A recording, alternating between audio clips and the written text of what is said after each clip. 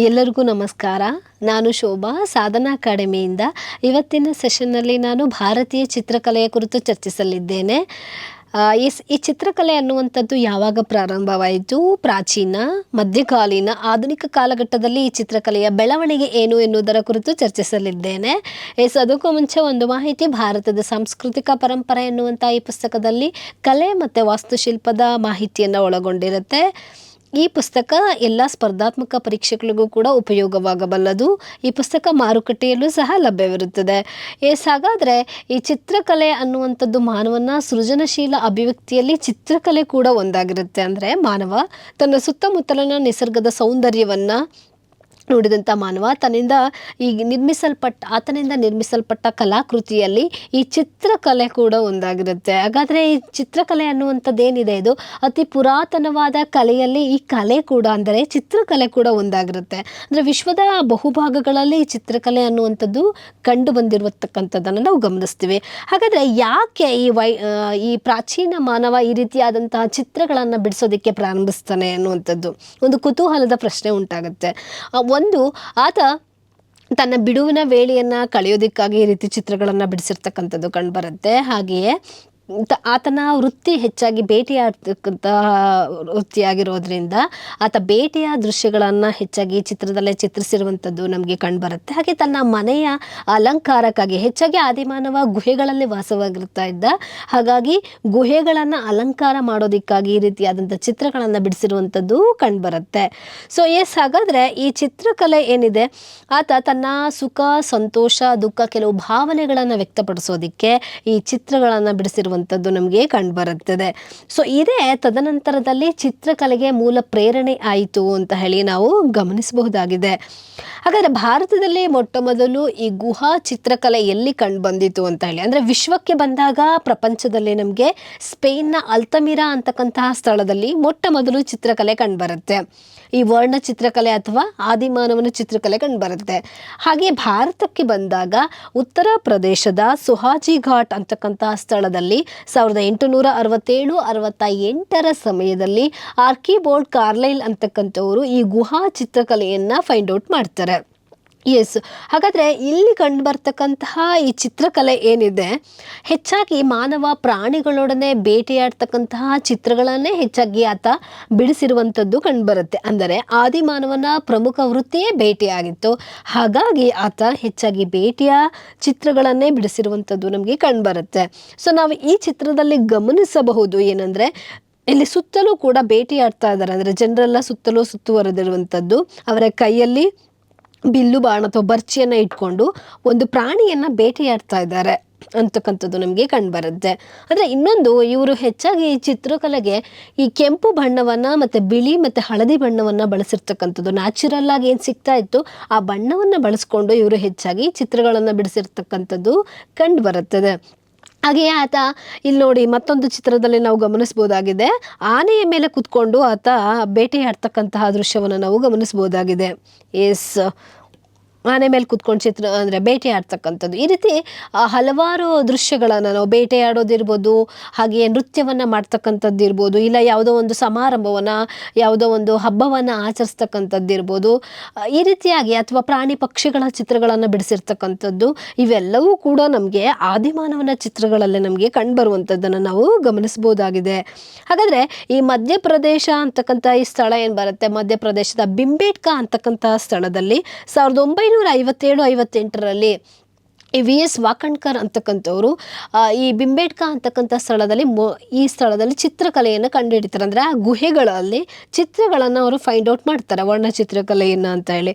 ಇದ್ರ ಮೇಲೆ ಹೆಚ್ಚಾಗಿ ಪ್ರಶ್ನೆ ಬಂದಿರತಕ್ಕಂಥದ್ದು ಕಂಡುಬರುತ್ತೆ. ಅಂದರೆ ಮಧ್ಯಪ್ರದೇಶದ ಬಿಂಬೇಟ್ಕಾ ಅಂತಕ್ಕಂಥ ಅವರು ಒಂದು ಮಧ್ಯಪ್ರದೇಶದಿಂದ ಯಾವುದೋ ಸ್ಥಳಕ್ಕೆ ಹೋಗ್ತಾ ಇರ್ತಾರೆ, ಟ್ರೈನಲ್ಲಿ ಹೋಗ್ತಾ ಇರಬೇಕಾದ್ರೆ ಅಲ್ಲಿ ಇರ್ತಕ್ಕಂಥ ಕೆಲವು ಚಿತ್ರಗಳು ಅವರಿಗೆ ಕಂಡುಬರುತ್ತೆ. ಹಾಗಾಗಿ ಈ ಸ್ಥಳದಲ್ಲಿ ಅವರು ಇಲ್ಲಿ ವಾಕಣ್ಕರ್ ಈ ವರ್ಣಚಿತ್ರವನ್ನು ಕಂಡುಹಿಡಿತಕ್ಕಂಥದ್ದು ನಾವು ಗಮನಿಸ್ತೀವಿ.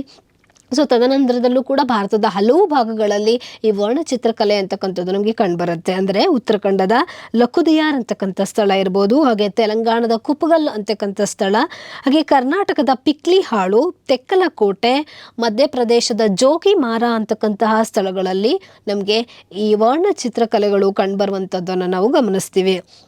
ಹಾಗೆ ನೋಡಿ ನಾವು ಇಲ್ಲೊಂದು ಹ್ಯಾಂಡ್ಮೇಡ್ ಅಂದರೆ ಹ್ಯಾಂಡ್ಲಿಂಕ್ಡ್ ಡ್ಯಾನ್ಸಿಂಗ್ ಅಂದರೆ ಮಾನವ ನೃತ್ಯ ಮಾಡ್ತಕ್ಕಂತಹ ದೃಶ್ಯವನ್ನು ನಾವು ಲಕುದಿಯಾರ್ ಅಂತಕ್ಕಂಥ ಸ್ಥಳದಲ್ಲಿ ಗಮನಿಸ್ಬೋದಾಗಿದೆ. ಎಸ್, ಆತ ಕೈ ಇಟ್ಕೊಂಡು ನೃತ್ಯವನ್ನು ಮಾಡ್ತಕ್ಕಂಥ ದೃಶ್ಯವನ್ನು ನಮಗೆ ಕಂಡುಬರುತ್ತೆ. ಹಾಗೆ ವೇವಿ ಲೈನ್ಸ್ ಅಂತಕ್ಕಂಥದ್ದು ಲಕುದಿಯಾರ್ನಲ್ಲಿ ಕಂಡುಬರುವಂತಹ ವರ್ಣಚಿತ್ರಕಲೆಯಾಗಿರುತ್ತೆ. ಹಾಗೆ ಈ ತದನಂತರದಲ್ಲಿ ಚಿತ್ರಕಲೆ ಅಂತಕ್ಕಂಥದ್ದು ಬೆಳವಣಿಗೆ ಆಗ್ತಾ ಹೋಗುತ್ತೆ. ಈ ಚಿತ್ರಕಲೆಯ ಕುರಿತು ಹಲವು ಗ್ರಂಥಗಳು ಕೂಡ ಲಭ್ಯವಿರುತ್ತೆ. ಅದರಲ್ಲಿ ಪ್ರಮುಖವಾಗಿ 3ನೇ ಶತಮಾನದಲ್ಲಿ ಸಿಗ್ತಕ್ಕಂತಹ ವಿನಯ ಪಿಟಕ ಅಂತಕ್ಕಂತಹ ಒಂದು ಪಾಲಿ ಗ್ರಂಥದಲ್ಲಿ ನಮಗೆ ಈ ಚಿತ್ರಕಲೆಯ ಕುರಿತು ಮಾಹಿತಿ ನಮಗೆ ಸಿಗುತ್ತೆ. ಹಾಗೆ 5ನೇ ಶತಮಾನದಲ್ಲಿ ಬರ್ತಕ್ಕಂತಹ ಪಠ್ಯ ವಿಷ್ಣು ಧರ್ಮೋತ್ತರ ಪುರಾಣ ಅಂತಕ್ಕಂತಹ ಈ ಕೃತಿ ಏನು ಬರುತ್ತೆ, ಅದರ 3ನೇ ಖಂಡದಲ್ಲಿ ಚಿತ್ರಸೂತ್ರದ ಅಧ್ಯಾಯವನ್ನು ಇದು ಭಾರತೀಯ ಕಲೆಗೆ ಸಂಬಂಧಪಟ್ಟಂಥ ಪುಸ್ತಕ ಅಂತ ಹೇಳಿ ಪರಿಗಣಿಸಲಾಗಿರ್ತಕ್ಕಂಥದ್ದು ನಮಗೆ ಕಂಡುಬರುತ್ತೆ. ಹಾಗೆ ಅಭಿಲಾಷಿತಾರ್ಥ ಚಿಂತಾಮಣಿ ಅಂತಕ್ಕಂಥ 3ನೇ ಸೋಮೇಶ್ವರನ ಕೃತಿ ಇದು. ಎಸ್, ಹಾಗೆ ತದನಂತರದಲ್ಲಿ ಶಿವತತ್ವರತ್ನಾಕರ ಅಂತಕ್ಕಂತಹ ಕೃತಿ, ಹಾಗೆ ಶಿಲ್ಪರತ್ನ, ನಾರದ ಶಿಲ್ಪ, ಸರಸ್ವತಿ ಶಿಲ್ಪ ಅಂತಕ್ಕಂತಹ ಈ ಕೃತಿಗಳೇನಿದ್ದಾವೆ ಚಿತ್ರಕಲೆಯ ಕುರಿತು ಮಾಹಿತಿಯನ್ನು ನೀಡ್ತವೆ. ಹಾಗೆ ಈ ಚಿತ್ರಕಲೆ ಯಾವ್ಯಾವ ರೀತಿ ಬೆಳವಣಿಗೆ ಆಯಿತು ಅಂತ ಹೇಳಿ ನಾವು ಗಮನಿಸಿದಾಗ ನಮಗೆ ಮೊಟ್ಟ ಮೊದಲು ಕಂಡುಬರ್ತಕ್ಕಂಥದ್ದು ಅಜಂತ ಅಂತಕ್ಕಂಥ ಸ್ಥಳ. ಸೊ ಅಜಂತ ಬಗ್ಗೆ ನಾವು ತಿಳ್ಕೊಳ್ಬೇಕಾಗತ್ತೆ. ಎಸ್, ಈ ಭಿತ್ತಿ ಚಿತ್ರ ಅಥವಾ ಈ ಗುಹೆಗಳಲ್ಲಿ ಏನು ತದನಂತರದಲ್ಲಿ ನಮಗೆ ಈ ಸಾಮ್ರಾಜ್ಯಗಳ ಸ್ಥಾಪನೆ ಆದ ನಂತರದಲ್ಲಿ ಈ ಭಿತ್ತಿ ಚಿತ್ರ ಅಂತಕ್ಕಂತಹ ಅದು ಪ್ರಾರಂಭ ಆಗುವಂಥದ್ದೇ ಅಜಂತ ಅಂತಕ್ಕಂತಹ ಸ್ಥಳದಲ್ಲಿ. ಸೊ ಇಲ್ಲಿ ನಾವು ಅತ್ಯಂತ ಪ್ರಾಚೀನ ಉದಾಹರಣೆಯನ್ನು ಈ ಅಜಂತ ಗುಹೆಗಳಲ್ಲಿ ಗಮನಿಸಬಹುದಾಗಿದೆ. ಈ ಅಜಂತ ಅಂದ ತಕ್ಷಣ ಮಹಾರಾಷ್ಟ್ರದ ಔರಂಗಾಬಾದ್ನ ಜಿಲ್ಲೆಯ ಸಹ್ಯಾದ್ರಿ ಘಟ್ಟಗಳಲ್ಲಿ ಬರ್ತಕ್ಕಂಥದ್ದೇ ಈ ಅಜಂತ ಅಂತಕ್ಕಂಥ ಸ್ಥಳ. ಇಲ್ಲಿ ಸುಮಾರು 30 ಗುಹಾಲಯಗಳು ನಮಗೆ ಈ ಸ್ಥಳದಲ್ಲಿ ಕಂಡುಬರುತ್ತದೆ. ಹಾಗಾದರೆ ಈ ಅಜಂತ ಅಂತಕ್ಕಂಥದ್ದು ಕೇವಲ ಒಂದೇ ಸಾಮ್ರಾಜ್ಯ, ಒಂದೇ ರಾಜವಂಶಕ್ಕೆ ಸೇರಿದಂಥದ್ದಲ್ಲ. ಈ ಅಜಂತವನ್ನು ಶಾತವಾಹನರು, ಗುಪ್ತರು, ಚಾಲುಕ್ಯರು ಮತ್ತು ರಾಷ್ಟ್ರಕೂಟರ ಆಳ್ವಿಕೆಗೆ ಒಳಪಟ್ಟಂಥದ್ದು ಈ ಅಜಂತ ಅಂತಕ್ಕಂಥ ಸ್ಥಳ ಆಗಿರುತ್ತೆ. ಹಾಗಾಗಿ ಈ ಸಾಮ್ರಾಜ್ಯಕ್ಕೆ ಸಂಬಂಧಪಟ್ಟಂತಹ ಕೆಲವು ಚಿತ್ರಕಲೆಗಳನ್ನು ಕೂಡ ನಾವು, ಹಾಗೆ ವಾಕಟಗರಿಗೂ ಸಂಬಂಧಪಟ್ಟಂತಹ ಚಿತ್ರಕಲೆಗಳನ್ನು ನಾವು ಈ ಅಜಂತದಲ್ಲಿ ಗಮನಿಸಬಹುದಾಗಿದೆ ಅಂತ ಹೇಳಿ. ಹಾಗಾದರೆ ಈ ಅಜಂತ ಅಂತಕ್ಕಂಥದ್ದು ಸುಮಾರು 1ನೇ ಶತಮಾನದಿಂದ 7ನೇ ಶತಮಾನದವರೆಗೆ ಇಲ್ಲಿ ಚಿತ್ರಕಲೆಯ ರಚನೆಯನ್ನು ನಾವು ಗಮನಿಸ್ತೀವಿ ಅಂತ ಹೇಳಿ. ಸುಮಾರು ಒಂದು 30 ಗುಹಾಲಯಗಳು ಈ ಅಜಂತದಲ್ಲಿ ಕಂಡುಬರುವಂಥದ್ದು ನಾವು ಕಂಡುಬರುತ್ತೆ. ಹಾಗಾದರೆ ಈ ಅಜಂತದಲ್ಲಿ ಚಿತ್ರಕಲೆಯನ್ನು ಬಿಡಿಸೋದಕ್ಕೆ ಆತ ಯಾವ ರೀತಿಯ ತಂತ್ರಜ್ಞಾನವನ್ನು ಬಳಸ್ಕೊಂಡಿದ್ದಾನೆ ಅಂತ ಹೇಳಿದ್ರೆ, ಆತ ಸಾಮಾನ್ಯವಾಗಿ ಪ್ರಕೃತಿಯಲ್ಲಿ ದೊರೆಯತಕ್ಕಂತಹ ಇಟ್ಟಿಗೆಯ ಪುಡಿ ಇರ್ಬೋದು, ಹಾಗೂ ಇಟ್ಟಿಗೆಯ ಪುಡಿ, ಜೇಡಿ ಮಣ್ಣು, ಮರಳು, ನಾರು, ಭತ್ತದ ಹೊಟ್ಟನ್ನು ಬೆರೆಸಿ ಅದನ್ನು ಮಿಶ್ರಣವನ್ನು ಮಾಡಿ ನಂತರ ತೆಳುವಾದ ಸಣ್ಣ ಗಾರೆಯ ಲೇಪನವನ್ನು ಮಾಡಿ ತದನಂತರ ಅದರ ಮೇಲೆ ರೇಖೆಗಳನ್ನು ಬಿಡಿಸಿ ಆತ ಚಿತ್ರವನ್ನು ಬಿಡಿಸಿರ್ತಕ್ಕಂಥದ್ದು ಕಂಡುಬರುತ್ತೆ. ಆದರೆ ಅಜಂತಾದಲ್ಲಿ ನಾವು ನೋಡುವ ಹಾಗೆ ಅಲ್ಲಿ ಆತ ಚಿತ್ರವನ್ನು ಫ್ರೆಸ್ಕೋ ಅಂತ ಹೇಳ್ತಾರೆ. ಅಂದರೆ ಹಸಿ ಗೋಡೆಯ ಮೇಲೆ, ಹಸಿ ಭಿತ್ತಿಯ ಮೇಲೆ ಇದೇನು ಮಿಶ್ರಣವನ್ನು ಮಾಡಿಕೊಂಡು ಅಪ್ಲೈ ಮಾಡ್ತಾ ಇದ್ನಲ್ವ, ಇದನ್ನು ಹಸಿಯಾದಂತಹ ಒಂದು ಭಿತ್ತಿಯ ಮೇಲೆ ಆತ ಚಿತ್ರವನ್ನು ಬಿಡಿಸಿಲ್ಲ. ತದನಂತರದಲ್ಲಿ ಆ ಗೋಡೆಯನ್ನು ಒಣಗಿಸಿ ಅದ್ರ ಮೇಲೆ ಈತ ಚಿತ್ರವನ್ನು ಬಿಡಿಸಿರ್ತಕ್ಕಂಥದ್ದು ನಮಗೆ ಅಜಂತಾದಲ್ಲಿ ಕಂಡುಬರುತ್ತೆ ಅಂತ ಹೇಳಿ. ಹಾಗಾದರೆ ಈ ಅಜಂತ ಗುಹಾಲಯಗಳಲ್ಲಿ ಏನು ಚಿತ್ರಕಲೆ ಕಂಡುಬರುತ್ತೆ, ಇವು ಜಗತ್ತಿನ ಅತ್ಯದ್ಭುತ ಕಲಾಕೃತಿಗಳಲ್ಲಿ ಅಜಂತಾದಲ್ಲಿ ಕಂಡುಬರುತ್ತೆ ಅಂತ ಹೇಳಿ ನಾವು ಗಮನಿಸಬಹುದಾಗಿದೆ. ಆತನ ಏನು ಅಂದರೆ ಮಾನವನ ಉದಾತ್ತ ಕಲ್ಪನೆ, ಆತನ ಉಜ್ವಲ ವರ್ಣ ಸಂಯೋಜನೆ ಇರ್ಬೋದು, ಹಾಗೆ ಆತ ಬಳಸಿದಂತಹ ತಂತ್ರಗಳಿರ್ಬೋದು, ಇವು ಆತನ ಅದ್ಭುತ ಅಂದರೆ ಈ ಚಿತ್ರಕೃತಿಗಳು ಆತನ ಶ್ಲಾಘನೆಗೆ ಒಳಗಾಗಿವೆ. ಏಕೆಂದರೆ ಸಾವಿರಾರು ವರ್ಷಗಳ ಕಾಲ ಈ ಚಿತ್ರಗಳು ಉಳಿದುಕೊಂಡು ಬಂದಿರೋದ್ರಿಂದ ಇವತ್ತು ಸ್ವಲ್ಪ ಹಾಳಾಗ್ತಿರ್ಬೋದು, ಆದರೆ ಇಲ್ಲಿವರೆಗೂ ನಾವು ಆ ಚಿತ್ರವನ್ನು ನೋಡೋದಕ್ಕೆ ಸಾಧ್ಯ ಆಗಿರೋದ್ರಿಂದ ಈ ಚಿತ್ರಕೃತಿಗಳು ಏನಿದ್ದಾವೆ ಪ್ರಪಂಚದಲ್ಲೇ ಒಂದು ಶ್ಲಾಘನೆಗೆ ಒಳಗಾದಂಥ ಚಿತ್ರಗಳಾಗಿವೆ ಅಂತ ಹೇಳಿ ನಾವು ಗಮನಿಸ್ಬೋದು. ಈ ಚಿತ್ರಕಲೆಗಳಲ್ಲಿ ಬುದ್ಧನಿಗೆ ಸಂಬಂಧಪಟ್ಟಂತಹ ಜಾತಕ ಕಥೆಗಳಾಗಿರ್ಬೋದು, ಹಾಗೆಯೇ ಸಮಕಾಲೀನ ಸಾಮಾಜಿಕ ನೀತಿಗಳನ್ನು ಹೇಳ್ತಕ್ಕಂತಹ ಕೆಲವು ಚಿತ್ರಕೃತಿಗಳನ್ನು ನಾವು ಎಲ್ಲಿ ನಾವು ಅಜಂತಾದಲ್ಲಿ ಗಮನಿಸ್ಬೋದಾಗಿದೆ ಅಂತ ಹೇಳಿ. ಈ ಅಜಂತ ಗುಹಾಲಯದಲ್ಲಿ ನಮಗೆ ಸುಮಾರು 1ರಿಂದ 4, ಹಾಗೆ 6ರಿಂದ 8, 16, 17, 19ನೇ ಈ ಗುಹಾಲಯಗಳೇನು ಕಂಡು ಬರುತ್ತೆ, ಈ ಗುಹಾಲಯಗಳಲ್ಲಿ ಮಹಾಯಾನ ಧರ್ಮಕ್ಕೆ ಸಂಬಂಧಪಟ್ಟಂತಹ ಚಿತ್ರಕಲೆಯನ್ನು ನಾವು ಗಮನಿಸಬಹುದಾಗಿದೆ ಅಂತ ಹೇಳಿ ನಾವು ಗಮನಿಸ್ತೀವಿ. ಇಲ್ಲಿ ಹೆಚ್ಚಾಗಿ ಬುದ್ಧನ ವಿಷಯಗಳಿಗೆ, ಅಂದರೆ ಬುದ್ಧನಿಗೆ ಸಂಬಂಧಪಟ್ಟ ಜಾತಕ ಕಥೆಗಳೇ ಹೆಚ್ಚಾಗಿ ಇರುವಂಥದ್ದು ನಮಗೆ ಈ ಅಜಂತಾದಲ್ಲಿ ಕಂಡುಬರುತ್ತೆ. ಆದರೆ ಪ್ರಸ್ತುತದಲ್ಲಿ ಸುಮಾರು ನಾವು ಈ ಚಿತ್ರದಲ್ಲಿ ಗಮನಿಸುವ ಹಾಗೆ ಏನಾಗ್ತಾ ಇದೆ, ಹಾಳಾದಂತಹ ಸ್ಥಿತಿಯಲ್ಲಿ ನಮಗೆ ಕಂಡು ಬರ್ತಾ ಇದೆ. ಕ್ಲಿಯರಾಗಿ ಐಡೆಂಟಿಫೈ ಮಾಡೋಕೆ ಆಗ್ತಾ ಇಲ್ಲ. ಸೊ ಯಾಕೆಂದರೆ ಬಣ್ಣಗಳೆಲ್ಲ ನಶಿಸ್ತಾ ಇರ್ತಕ್ಕಂಥದ್ದು ನಮಗೆ ಕಂಡು ಬರ್ತಾ ಇದೆ. ಹಾಗಾದರೆ ಈ ಅಜಂತಾದಲ್ಲಿ ಕಂಡುಬರ್ತಕ್ಕಂಥ ಗುಹೆಗಳಲ್ಲಿ ಯಾವ್ಯಾವ ಚಿತ್ರ ಕಂಡುಬರುತ್ತೆ ಅನ್ನುವಂಥದ್ದನ್ನು ನಾವು ತಿಳ್ಕೊಳ್ಳೋಣ. ಎಸ್, ದ ಫಸ್ಟ್ ಒನ್, ಮೊದಲನೆಯ ಗುಹೆ, ಅಜಂತಾದಲ್ಲಿ ಕಂಡುಬರ್ತಕ್ಕಂಥ ಮೊದಲನೆಯ ಗುಹೆ ಏನಿದೆ, ಇಲ್ಲಿ ಬೋಧಿಸತ್ವ ಪದ್ಮಪಾಣಿ ಅಂತಕ್ಕಂತಹ, ಇಲ್ಲಿ ಬುದ್ಧನ ಚಿತ್ರವನ್ನು, ಇಲ್ಲಿ ಪದ್ಮಪಾಣಿಯ ಚಿತ್ರವನ್ನು ಗಮನಿಸ್ತೀವಿ. ಹಾಗೆ ಶಿಬಿ ಜಾತಕ, ಶಂಖಪಾಲ ಜಾತಕ, ಮಹಾಜಾನ ಜಾತಕಗಳನ್ನು ಈ ಮೊದಲನೇ ಗುಹೆಯಲ್ಲಿ ನಾವು ಗಮನಿಸ್ಬೋದಾಗಿದೆ. Very important. ನಮಗೆ ಹೆಚ್ಚಾಗಿ ಬೋಧಿಸತ್ವ ಪದ್ಮಪಾಣಿಯ ಬಗ್ಗೆ ನಮಗೆ ಹೆಚ್ಚು ಪ್ರಶ್ನೆಯನ್ನು ಕೇಳಿರ್ತಕ್ಕಂಥದ್ದು. ಇದು ಬೋಧಿಸತ್ವ ಪದ್ಮಪಾಣಿ ಯಾವ ಗುಹೆಯಲ್ಲಿ ಕಂಡುಬಂದಿದೆ ಕೇಳ್ಬೋದು, ಅಥವಾ ಎಲ್ಲಿ ಕಂಡುಬಂದಿದೆ ಕೇಳ್ಬೋದು. ಈ ಬೋಧಿಸತ್ವ ಪದ್ಮಪಾಣಿ ಏನು ನಾವು ಈ ಚಿತ್ರವನ್ನು ಗಮನಿಸ್ತಾ ಇದ್ದೀವಿ, ಇದು ತ್ರಿಭಂಗಿಯಲ್ಲಿರ್ತಕ್ಕಂಥದ್ದನ್ನು ನಾವು ಗಮನಿಸ್ತೀವಿ. ಈ ಬೋಧಿಸತ್ವ ಪದ್ಮಪಾಣಿಯನ್ನು ಅವಲೋಕಿತೇಶ್ವರ ಅಂತ ಹೇಳಿ ಕೂಡ ಕರೆಯಲಾಗುತ್ತೆ.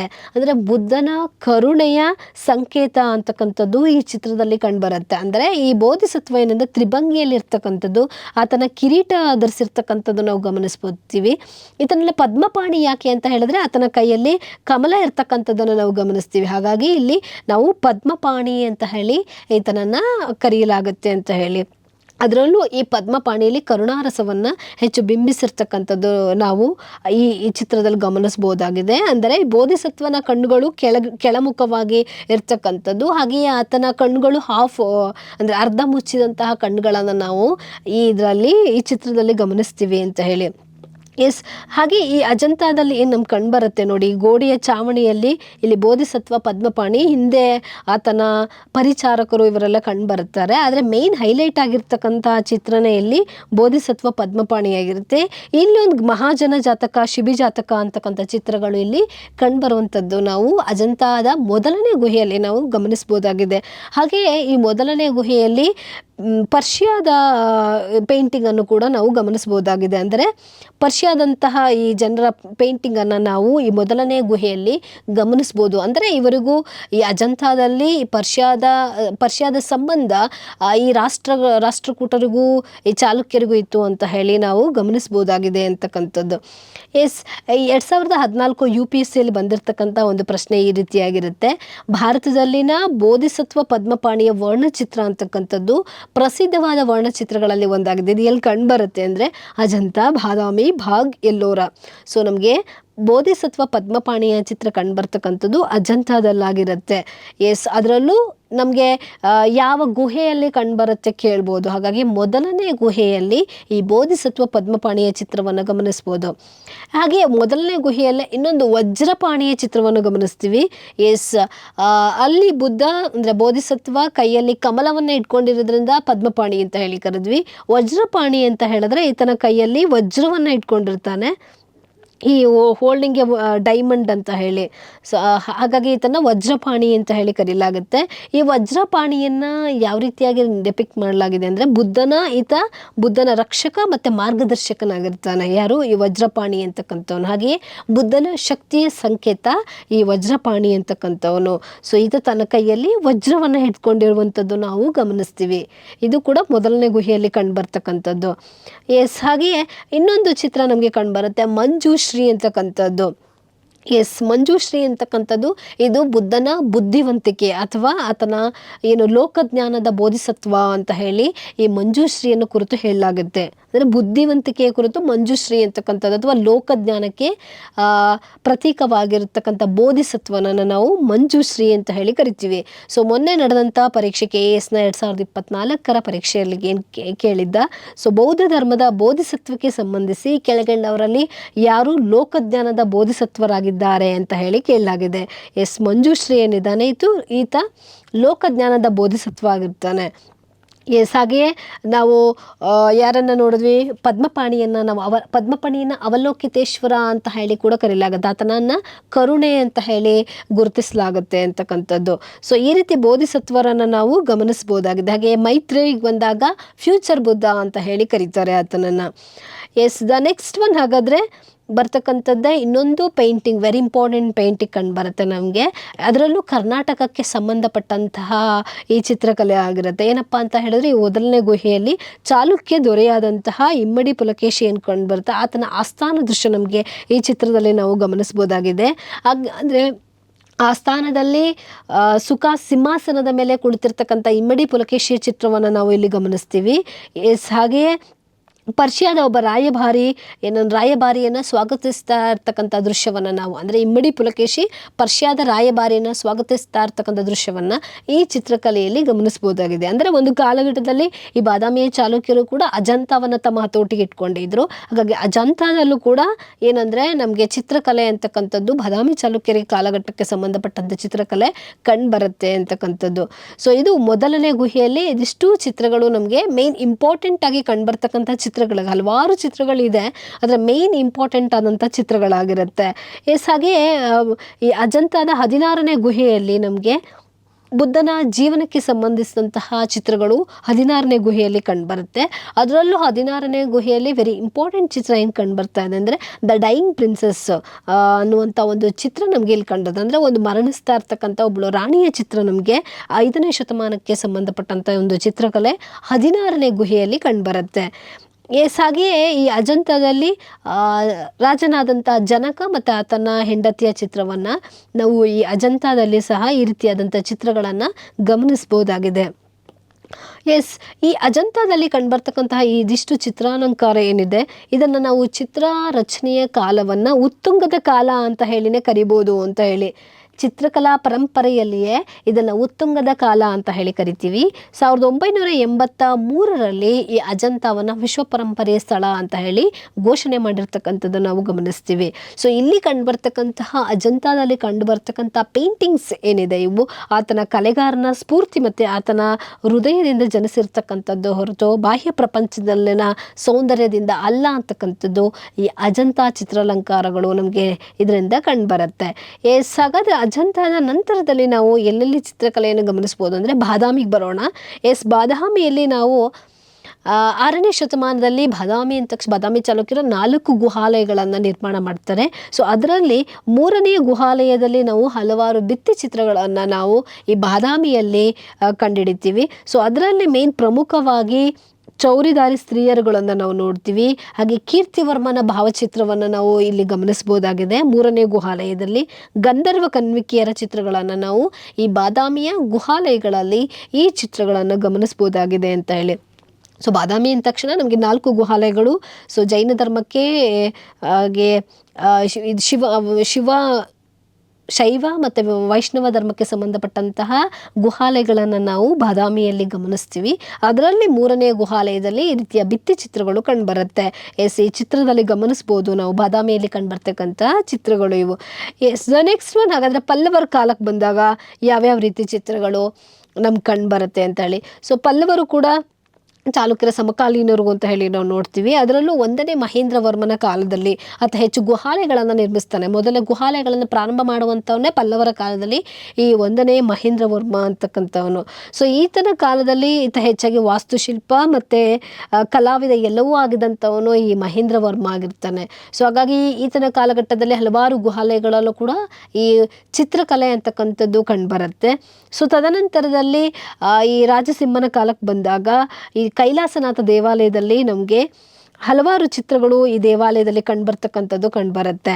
ಈ ಕೈಲಾಸ ಅಂದರೆ ಕಂಚಿಯಲ್ಲಿ ಕಂಡುಬರ್ತಕ್ಕಂಥ ಕೈಲಾಸನಾಥ ದೇವಾಲಯ ಏನಿದೆ, ಇಲ್ಲಿ ವಿಷ್ಣುವಿಗೆ ಸಂಬಂಧಪಟ್ಟಂಥ ಒಂದು ಚಿತ್ರ ನಾವು ಇಲ್ಲಿ ಗಮನಿಸ್ಬೋದು. ಸೊ ವಿಷ್ಣು ಹೇಗೆ ನಾವು ವಿಷ್ಣು ಅಂತ ಈಗ ಐಡೆಂಟಿಫೈ ಮಾಡ್ಬೋದು ಅಂದರೆ ಇಲ್ಲಿ ಶಂಖ ಚಕ್ರ ಗದಾ ಹಸ್ತವನ್ನು ನಾವು ಗಮನಿಸ್ಬೋದಾಗಿದೆ ಈ ಚಿತ್ರದಲ್ಲಿ. ದ ನೆಕ್ಸ್ಟ್ ಒನ್, ಹಾಗಾದರೆ ಪಾಂಡ್ಯರ ಕಾಲಕ್ಕೆ ಬಂದಾಗ, ಸೊ ಅಂದರೆ ಪಾಂಡ್ಯರು ಕೂಡ ಹೆಚ್ಚಾಗಿ ಈ ಚಿತ್ರಕಲೆಗೆ ಹೆಚ್ಚು ಪ್ರಾಮುಖ್ಯತೆಯನ್ನು ಕೊಡುಗೆಗಳನ್ನು ನೀಡಿದರು. ಇವರು ಕೂಡ ಗುಹಾಲಯಗಳನ್ನು ನಿರ್ಮಾಣ ಮಾಡಿದ್ರು, ಜೊತೆಗೆ ಚಿತ್ರಕಲೆಗೂ ಕೂಡ ಹೆಚ್ಚು ಪ್ರಾಮುಖ್ಯತೆಯನ್ನು ನೀಡಿದಂಥವ್ರು ಅಂತ ಹೇಳಿ. ಸೊ ಇವರ ಕಾಲದಲ್ಲಿ ಅಂದರೆ ಪಾಂಡ್ಯರ ಕಾಲದಲ್ಲಿ ಮಂಡಕಪಟ್ಟು, ದಳವನೂರು, ಸಿತ್ತನವಸಲ್ ಅಂತಕ್ಕಂಥ ಸ್ಥಳಗಳಲ್ಲಿ ಇವರು ಹೆಚ್ಚು ಗುಹಾಲಯಗಳನ್ನು ನಿರ್ಮಿಸಿದ್ರು, ಜೊತೆಗೆ ಚಿತ್ರಕಲೆ ಕೂಡ ಅಲ್ಲಿ ಬೆಳವಣಿಗೆ ಆಗ್ತಕ್ಕಂಥದ್ದು ನಾವು ಗಮನಿಸ್ತೀವಿ. ಸೊ ಹಾಗೆ ಅಂದರೆ ಈ ಪಾಂಡ್ಯರ ಕಾಲದಲ್ಲಿ ಈ ಸ್ಥಳಗಳೇನಿದೆ, ಮಂಡಕಪಟ್ಟು, ದಳವನೂರು, ಸಿತ್ತನವಸಲ್ ಸ್ಥಳಗಳಲ್ಲಿ ಅಜಂತಾದ ಚಿತ್ರಗಳನ್ನೇ ಹೋಲ್ತಕ್ಕಂತಹ ಚಿತ್ರಗಳನ್ನು ಈ ಗುಹೆಗಳಲ್ಲಿ ಗಮನಿಸಬಹುದಾಗಿದೆ. ನಾವು ಇದ್ರ ಮೇಲೆ ಕೇಳಿದ್ದಾರೆ, ಸಿತ್ತನವಸಲ್ ಅಂತಕ್ಕಂತಹ ಕೇವಲ್ಲಿ ಯಾವ ಧರ್ಮಕ್ಕೆ ಸಂಬಂಧಪಟ್ಟಂತಹ ಚಿತ್ರಾಲಂಕಾರಗಳು ಕಂಡುಬರುತ್ತೆ ಅಂದರೆ ಜೈನ ಧರ್ಮಕ್ಕೆ ಸಂಬಂಧಪಟ್ಟಂತಹ ವರ್ಣಚಿತ್ರಕಲೆ ಸ್ಥಳದಲ್ಲಿ ಕಂಡುಬರುತ್ತೆ. ದ ನೆಕ್ಸ್ಟ್ ಹಾಗಾದರೆ ವೆರಿ ಇಂಪಾರ್ಟೆಂಟ್ ನಮಗೆ ರಾಷ್ಟ್ರಕೂಟರ ಕಾಲಕ್ಕೆ ಬಂದಾಗ. ಸೊ ರಾಷ್ಟ್ರಕೂಟರು ಅಂತ ಹೇಳಿದಾಗ 1ನೇ ಕೃಷ್ಣನ ಕಾಲ ಅಂದರೆ ಒಂದು 8ನೇ ಶತಮಾನ 756ರಲ್ಲಿ ಈತ ಆಳ್ವಿಕೆಯನ್ನು ಪ್ರಾರಂಭಿಸ್ತಾನೆ. 1ನೇ ಕೃಷ್ಣ ಆತ ನಿರ್ಮಿಸಿದಂಥ ಕೈಲಾಸನಾಥ ದೇವಾಲಯ ಏನು ಕಂಡುಬರುತ್ತೆ. ಸೊ ಈ ಸ್ಥಳದಲ್ಲೂ ಕೂಡ ನಾವು ಪೇಂಟಿಂಗ್ಸನ್ನು ಈ ದೇವಾಲಯದಲ್ಲಿ ನಾವು ಗಮನಿಸ್ಬೋದಾಗಿದೆ. ಹಾಗಾದರೆ ಚಿತ್ರಕಲೆಯ ದೃಷ್ಟಿಯಿಂದ ನಾವು ಕೈಲಾಸನಾಥ ದೇವಾಲಯವನ್ನು ನೋಡೋಕೆ ಹೋದಾಗ ಸೊ ಅಲ್ಲಿ ಯಾವ್ಯಾವ ರೀತಿಯಾದಂಥ ಚಿತ್ರಗಳು ಕಂಡುಬರುತ್ತೆ ಅಂದರೆ ನಟರಾಜ, ಲಿಂಗೋದ್ಭವ ಶಿವನನ್ನು, ಹಾಗೆ ಆನೆಗಳು, ವಿದ್ಯಾಧರ ದೇವತೆಗಳನ್ನು ನಾವು ಈ ಕೈಲಾಸನಾಥ ದೇವಾಲಯದಲ್ಲಿ ಗಮನಿಸ್ಬೋದಾಗಿದೆ ಅಂತ ಹೇಳಿ.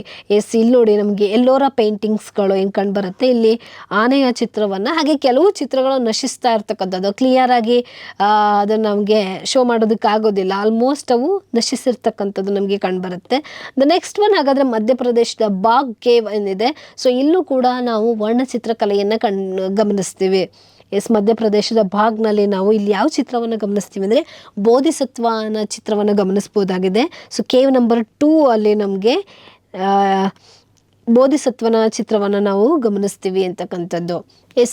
9ನೇ ಶತಮಾನದಲ್ಲಿ ಚೋಳರ ಆಳ್ವಿಕೆ ಪ್ರಾರಂಭ ಆಗುತ್ತೆ. 9ನೇ ವಿಜಯಾಲಯ ಅಂತಕ್ಕಂಥವನು ತಂಜಾವೂರಿನ ಸುತ್ತಮುತ್ತಲಿನ ಪ್ರದೇಶವನ್ನು ತನ್ನ ಅಧಿಕಾರಕ್ಕೆ ಹಿಡಿದುಕೊಳ್ತಾನೆ. ಸೊ ಅಲ್ಲಿ ಆರಂಭಿಕ ದೇವಾಲಯಗಳಾದಂತಹ ಯಾವುದು ನರ್ತನಾಮಲೈ ಅಂತಕ್ಕಂತಹ ದೇವಾಲಯ ಇರ್ಬೋದು, ಹಾಗೆ ಮಲಯಾದಿಪಟ್ಟೆ ಅಂತಕ್ಕಂತಹ ಸ್ಥಳಗಳಲ್ಲಿ ಈತ ದೇವಾಲಯಗಳನ್ನು ನಿರ್ಮಾಣ ಮಾಡೋದ್ರ ಜೊತೆಗೆ ಅಲ್ಲಿ ಚಿತ್ರಾಲಂಕಾರಗಳನ್ನು ರಚಿಸ್ತಕ್ಕಂಥದ್ದು ಗಮನಿಸ್ತೀವಿ. ಸೊ ಫಾರ್ ಎಕ್ಸಾಂಪಲ್ ನಾವು ಇಲ್ಲಿ ಚೋಳರ ಕಾಲದಲ್ಲಿ ನರ್ತನಾಮಲೈ ಅಂತಕ್ಕಂಥ ಈ ದೇವಾಲಯ ಕಂಡುಬರುತ್ತೆ. ಸೊ ವಿಜಯಾಲಯ ಚೋಳೇಶ್ವರಂ ಅಂತಕ್ಕಂತಹ ದೇವಾಲಯ ಅಂತ ಹೇಳಿ ಕರೀತಾರೆ. ನರ್ತನಾಮಲೈ ಅಂತಕ್ಕಂಥ ಸ್ಥಳದಲ್ಲಿ ಕಂಡುಬರುವಂಥ ದೇವಾಲಯ ಇದು. ಸೊ ಈ ದೇವಾಲಯದಲ್ಲಿ ಕಾಳಿಯ ನರ್ತನದ ಚಿತ್ರ ನಮಗೆ ಕಂಡುಬರುತ್ತೆ. ಹಾಗೆ ಗಂಧರ್ವರ ಚಿತ್ರಗಳು ಈ ನರ್ತನಾಮಲೈ ಅಂತಕ್ಕಂಥ ದೇವಾಲಯದಲ್ಲಿ ಅಂದರೆ ವಿಜಯಾಲಯನ ಕಾಲಘಟ್ಟದಲ್ಲಿ ಆದಂಥ ಈ ದೇವಾಲಯದಲ್ಲಿ ಸೊ ನಾವು ಇಲ್ಲಿ ಪೇಂಟಿಂಗ್ಸ್ಗಳನ್ನು ಗಮನಿಸ್ಬೋದಾಗಿದೆ. 1930ರಲ್ಲಿ ಈ ಚಿತ್ರಗಳನ್ನು ಯಾರು ಫೈಂಡ್ ಔಟ್ ಮಾಡಿದರು ಈ ದೇವಾಲಯದಲ್ಲಿ ಅಂದರೆ ಎಸ್.ಕೆ. ಗೋವಿಂದ ಸ್ವಾಮಿ ಅಂತಕ್ಕಂಥವ್ರು ತಂಜಾವೂರಿನ ಬೃಹದೇಶ್ವರ ದೇವಾಲಯದಲ್ಲಿ ಮತ್ತು ಚೋಳರ ಕಾಲಕ್ಕೆ ಸಂಬಂಧಪಟ್ಟಂಥ ಹಲವಾರು ಚಿತ್ರಗಳನ್ನು ಅವರು ಈ ಗೋವಿಂದ ಸ್ವಾಮಿ ಅಂತಕ್ಕಂಥವರು ಪತ್ತೆ ಹಚ್ಚತಕ್ಕಂಥದ್ದು ನಮಗೆ ಕಂಡುಬರುತ್ತೆ. ದ ವೆರಿ ಇಂಪಾರ್ಟೆಂಟ್ ನಮಗೆ ಮೊಘಲರ ಚಿತ್ರಕಲೆ ಅಂತ ಹೇಳಿ ಮಧ್ಯಯುಗಕ್ಕೆ ಬಂದಾಗ ಮೊಘಲರ ಚಿತ್ರಕಲೆ ಅಂತಕ್ಕಂಥದ್ದು ವೆರಿ ಇಂಪಾರ್ಟೆಂಟ್. ಮೊನ್ನೆ ಆದಂಥ ಕೇಸ್ ಎಕ್ಸಾಮಲ್ಲೂ ಕೂಡ ಮೊಘಲರ ಚಿತ್ರಕಲೆಯ ಕುರಿತು ಕೇಳಲಾಗಿತ್ತು. ಹೆಚ್ಚಾಗಿ ನಮಗೆ ಮೊಘಲರ ಚಿತ್ರಕಲೆಯ ಬಗ್ಗೆ ಆತ ತೆಗೆದುಕೊಂಡಂಥ ಮಾಹಿತಿ NCERT ಬುಕ್ಕಿಂದ an introduction to Indian art part 2 ಏನಿದೆ ಸೊ ಅಲ್ಲಿಂದ ಡೈರೆಕ್ಟಾಗಿ ಕೇಳಿರುವಂಥದ್ದು ನಮಗೆ ಕಂಡುಬರುತ್ತೆ. An introduction to Indian art ಏನು ಸೆಕೆಂಡ್ ಪಾರ್ಟ್ ಇದೆ ಅದು ಪೇಂಟಿಂಗ್ಸ್ಗಳ ಬಗ್ಗೆನೇ ಇರುವಂಥದ್ದು. ಸೊ ಅದನ್ನು ಆ ಬುಕ್ಕಿನಿಂದ ಮಾಹಿತಿಯನ್ನು ತೆಗೆದುಕೊಂಡು ಪ್ರಶ್ನೆಯನ್ನು ಕೇಳಿರುವಂಥದ್ದು ನಾವು ಗಮನಿಸ್ತೀವಿ. ಹಾಗಾದರೆ ಮೊಘಲರ ಚಿತ್ರಕಲೆ ಹೇಗೆ ಬೆಳವಣಿಗೆ ಆಯಿತು ಅಂತ ಹೇಳಿ ನೋಡೋಣ. ಸೊ ಮೊಘಲರು ತಮ್ಮ ಆಡಳಿತಾವಧಿಯಲ್ಲಿ ವಾಸ್ತುಶಿಲ್ಪಕ್ಕೆ ಹೆಚ್ಚಿನ ಪ್ರಾಮುಖ್ಯತೆಯನ್ನು ಕೊಟ್ಟು ಆಡಳಿತಕ್ಕೆ ಅಂತ ಹೇಳಿ ನೋಡ್ತೀವಿ. ಹಾಗೆಯೇ ಇವರ ಕಾಲಘಟ್ಟದಲ್ಲಿ ಚಿತ್ರಕಲೆ ಕೂಡ ಬೆಳವಣಿಗೆ ಆಯಿತು ಅಂತ ಹೇಳಿ ನಾವು ಗಮನಿಸ್ಬೋದಾಗಿದೆ. ಹಾಗಾದರೆ ಈ ಮೊಘಲ್ ಚಿತ್ರಕಲೆಗೆ ಯಾರ ಇನ್ಫ್ಲೂಯೆನ್ಸು ಮೊದಲ ಮೂಲ ನಮಗೆ ಕಂಡುಬರುತ್ತೆ ಅಂತ ಹೇಳಿದ್ರೆ ಇದು ಪರ್ಷಿಯನ್ ಕಲೆ ಅಂತ ಹೇಳಿ ಕರಿತೀವಿ. ಮೊಘಲರ ಚಿತ್ರಕಲೆಯನ್ನು ಮೂಲತಃ ಇದು ಪರ್ಷಿಯನ್ ಕಲೆ ಆಗಿರುತ್ತೆ. ಆದರೆ ಈ ಪರ್ಷಿಯನ್ ಕಲೆ ಅಥವಾ ಮೊಘಲರ ಕಲೆ ಚಿತ್ರಕಲೆ ಏನಿದೆ ಇದಕ್ಕೆ ಚೈನಾ ಇರ್ಬೋದು, ತುರ್ಕಿಸ್ತಾನ, ಹಾಗೆ ಪರ್ಷಿಯಾ ಮತ್ತು ಯುರೋಪಿಯನ್ ಈ ಕಲೆಯ ಮಿಶ್ರಣ ಇರ್ತಕ್ಕಂಥದ್ದು ನಾವು ಗಮನಿಸ್ಬೋದಾಗಿದೆ. ಇದಕ್ಕೆ ಚೈನಾ, ತುರ್ಕಿಸ್ತಾನ, ಪರ್ಷಿಯಾ ಮತ್ತು ಯುರೋಪಿಯನ್ ಕಲೆಯ ಅಂದರೆ ಇಸ್ಲಾಮಿಕ್ಕೂ ಇದೆ ಇದರಲ್ಲಿ, ಈ ಕಲೆಗಳ ಮಿಶ್ರಣ ಆಗಿರ್ತಕ್ಕಂಥದ್ದು ನಮಗೆ ಮೊಘಲ್ ಚಿತ್ರಕಲೆಯಲ್ಲಿ ಕಂಡುಬರುತ್ತೆ. ಮೊಘಲ್ ಚಿತ್ರದಲ್ಲಿ ಕಂಡುಬರುತ್ತೆ. ಹಾಗಾದರೆ ಈ ಮೊಘಲರ ಕಾಲದಲ್ಲಿ ಯಾರ್ಯಾರ ಕಾಲಘಟ್ಟದಲ್ಲಿ ಈ ಚಿತ್ರಕಲೆ ಯಾವ್ಯಾವ ರೀತಿಯಾಗಿ ಬೆಳವಣಿಗೆ ಹೊಂದಿತು ಅಂತ ಹೇಳಿ ತಿಳ್ಕೊಳ್ಳೋಣ. ಸೊ ಮೊಘಲರು ಅಂದ ತಕ್ಷಣ ನಮಗೆ ಮೊಘಲ್ ಸಾಮ್ರಾಜ್ಯ ಸ್ಥಾಪನೆ ಆಗುವಂಥದ್ದೇ ಬಾಬರ್ನ ಕಾಲಘಟ್ಟದಿಂದ. ಸೊ ಬಾಬರ್ ಏನಿದ್ದಾನೆ ಮೊದಲ ಚಕ್ರವರ್ತಿ ಅಂತ ಏನು ಹೇಳಿ ಕರಿತೀವಿ. ಈತ ಒಂದು ಕಡೆ ಟರ್ಕರ ವಂಶಕ್ಕೆ ಸೇರಿದಾಗಿದ್ರೆ ತಾಯಿ ಕಡೆಯಿಂದ ಅಂದರೆ ತಂದೆ ಕಡೆಯಿಂದ ತೈಮೂರ್ ವಂಶಕ್ಕೆ ಸೇರಿದವನಾಗಿರ್ತಾನೆ. ಹಾಗಾಗಿ ಇವೆರಡರ ಮಿಶ್ರಣ ಅಂತಕ್ಕಂಥದ್ದು ಇವನ ಕಾಲಘಟ್ಟದ ಚಿತ್ರಕಲೆಯಲ್ಲಿ ಕಂಡುಬರ್ತಕ್ಕಂಥದ್ದು. ಒಂದು ಕಡೆ ಪರ್ಷಿಯಾ ಆದರೆ ಇನ್ನೊಂದು ಕಡೆ ಏಷ್ಯಾದ ಹಿನ್ನೆಲೆ ಈತನ ಚಿತ್ರಕಲೆಯಲ್ಲಿ ಕಂಡುಬರ್ತದೆ ಅಂತ ಹೇಳಿ. ಸೊ ಈ ಬಾಬರು ವಿವಿಧ ಕಲೆಗಳಲ್ಲಿ ಈತ ಹೆಚ್ಚಿನ ಆಸಕ್ತಿಯನ್ನು ಹೊಂದಿದ್ದ. ವಾಸ್ತುಶಿಲ್ಪ ಅಂತಕ್ಕಂಥದ್ದು ಒಂದು ಕಡೆ ನೋಡ್ತೀವಿ, ಹಾಗೆ ಚಿತ್ರಕಲೆ ಮತ್ತು ಉದ್ಯಾನವನಗಳನ್ನು ನಿರ್ಮಿಸೋದರಲ್ಲಿ ಮುಘಲ್ ಗಾರ್ಡನ್ ಅಂತ ಕರಿತೀವಿ, ಇದರಲ್ಲಿ ಈತ ಹೆಚ್ಚಿನ ಆಸಕ್ತಿಯನ್ನು ಹೊಂದಿರುವಂಥದ್ದು ಕಂಡುಬರುತ್ತೆ. ಸೊ ಹಾಗೆ ಬಾಬರ್ನ ಕುರಿತು ನಮಗೆ ಹೆಚ್ಚು ಮಾಹಿತಿ ಯಾವುದರಲ್ಲಿ ಸಿಗುತ್ತೆ ಅಂತ ಹೇಳಿದ್ರೆ ಆತನ ಆಟೋಬಯೋಗ್ರಫಿ ಅಥವಾ ಆತ್ಮಕಥನ ಅಂತ ಏನು ಹೇಳಿ ಕರಿತೀವಿ, ಬಾಬರ್ ನಾಮ ಅಂತಕ್ಕಂಥದ್ದು. ಸೊ ಅದರಿಂದ ನಾವು ಹೆಚ್ಚಿನ ಮಾಹಿತಿಯನ್ನು ಈತನ ಬಗ್ಗೆ ತೆಗೆದುಕೊಳ್ಬೋದಾಗಿದೆ.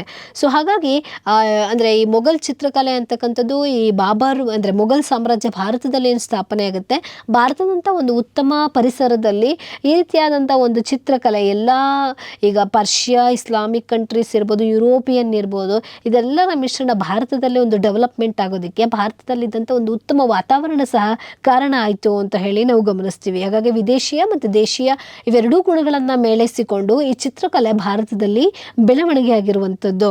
ಹಾಗಾದರೆ ಈ ಚಿತ್ರಕಲೆ ಏನಿದೆ ಅಂದರೆ ಮೊಘಲರ ಚಿತ್ರಕಲೆ ಎಲ್ಲೆಲ್ಲಿ ಇವರು ಚಿತ್ರಗಳನ್ನು ಬಿಡಿಸ್ತಾರೆ ಅಂದರೆ ಅರಮನೆಯ ಗೋಡೆಗಳ ಮೇಲೆ, ಹಾಗೆ ಯುದ್ಧ, ಬೇಟೆ, ಮರ, ಗಿಡ, ಬಳ್ಳಿ, ಹಕ್ಕಿಗಳನ್ನು, ಪ್ರಾಣಿಗಳನ್ನು ಮತ್ತು ಸ್ತ್ರೀಯರ ಚಿತ್ರಗಳನ್ನು ಹೆಚ್ಚಾಗಿ ನಾವು ಮೊಘಲ್ ಚಿತ್ರಕಲೆಯಲ್ಲಿ ಗಮನಿಸಬಹುದಾಗಿದೆ.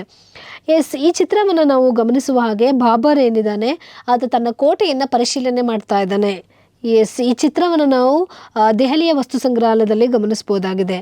ಬಾಬರ್ ತನ್ನ ಕೋಟೆಯನ್ನು ಅಂದರೆ ಪರಿಶೀಲನೆ ಮಾಡ್ತಕ್ಕಂತಹ ಚಿತ್ರವನ್ನು ನಾವು ಈ ಚಿತ್ರದಲ್ಲಿ ಗಮನಿಸ್ಬೋದು.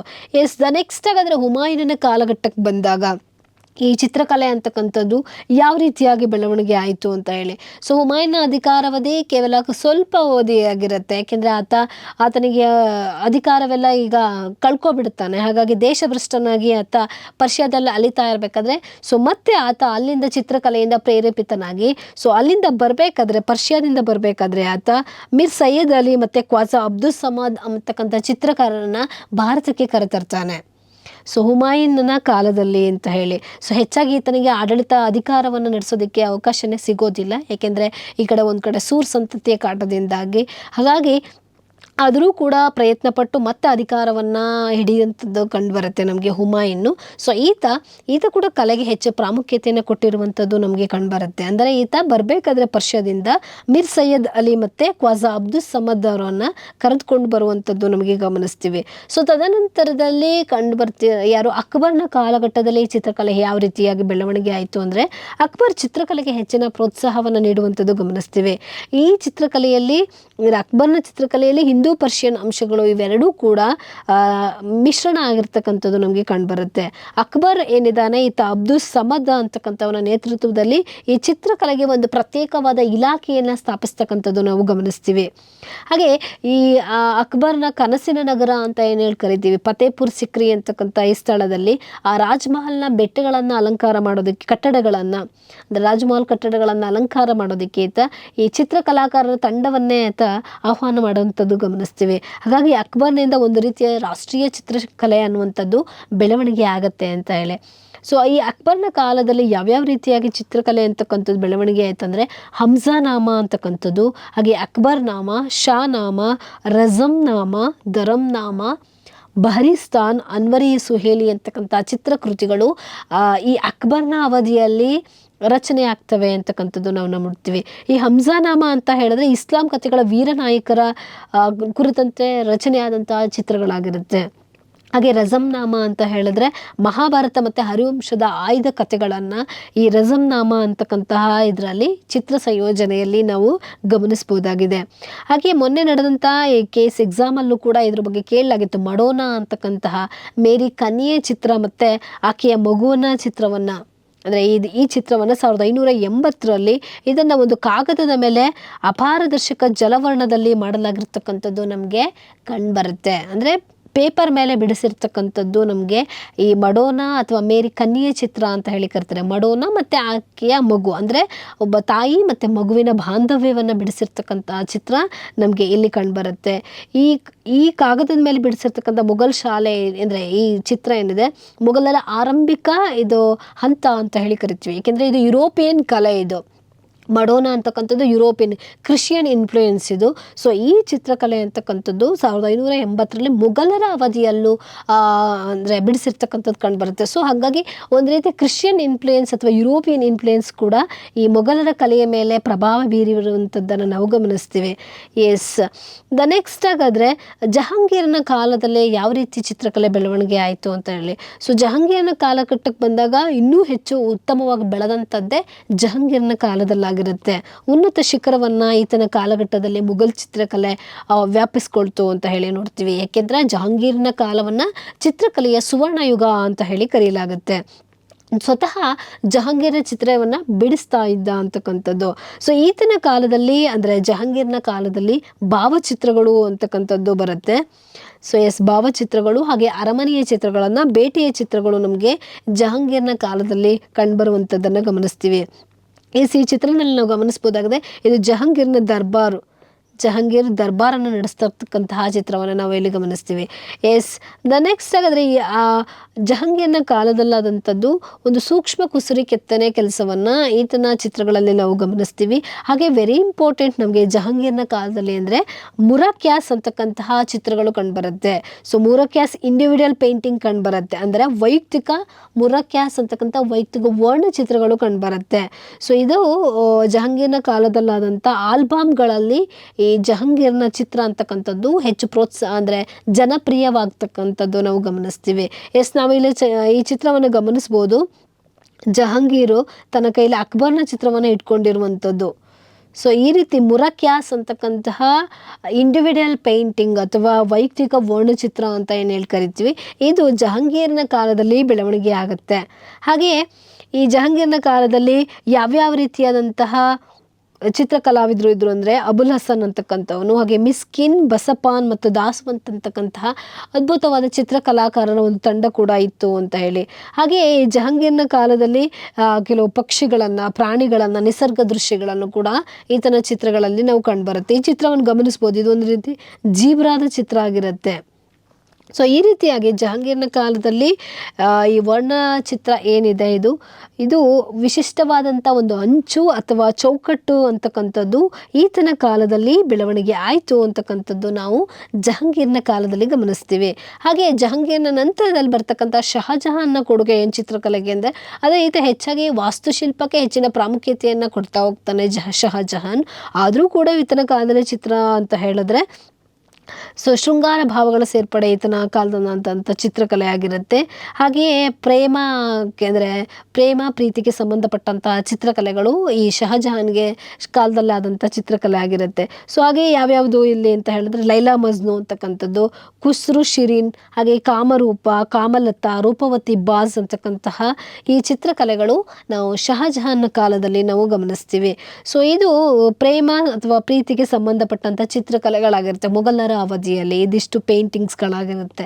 ಎಸ್, ದ ನೆಕ್ಸ್ಟ್ ಹಾಗಾದರೆ ಔರಂಗಜೇಬನ ಕಾಲಕ್ಕೆ ಬಂದಾಗ ಅಬ್ವಿಯಸ್ಲಿ ನಮಗೆ ಔರಂಗಜೇಬ ಅಂತ ಹೇಳಿದಾಗ ಹೆಚ್ಚಾಗಿ ಈತ ಧರ್ಮಾಭಿಮಾನ, ಸಂಪ್ರದಾಯ ಬದ್ಧತೆ ಇಲ್ಲ ಆಗಿರೋದ್ರಿಂದ ಸೊ ಈತನ ಕಾಲದಲ್ಲಿ ಏನಾಗುತ್ತೆ, ಮೊಘಲರ ಕಲೆ ಅಂತಕ್ಕಂಥದ್ದು ಅವಸಾನದ ಹಾದಿಯನ್ನು ಹಿಡಿಯುತ್ತೆ.